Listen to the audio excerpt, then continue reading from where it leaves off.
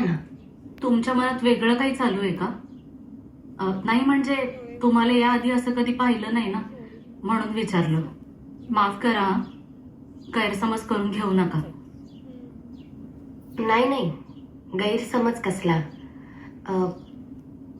मी निघते आणि आजचा रियाज आपण उद्या करूयात. हा, काय झालं? आम्ही काही मदत करू शकतो का? घरात काही अडचण आहे का? घर हीच तर अडचण आहे माझी.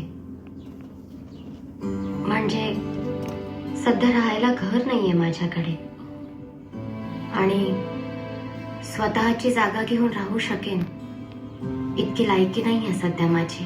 एखादं रिकामं घर तुम्हाला राहायला मिळालं तर?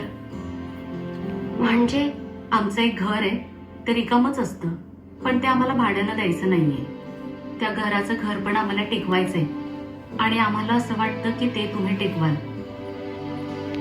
खरंच? तुम्ही तुमच्या गळ्यातले सूर आमच्या मुलीला देत असाल तर आम्ही गुरुदक्षिणा म्हणून एवढं नक्कीच करू शकतो ना. तुमचे खूप उपकार झाले माझ्यावर. उपकाराची भाषा नको. आपण माणसं आहोत, आपणच एकमेकांना मदत करणार ना. चला मी तुम्हाला घर दाखवते. चालेल.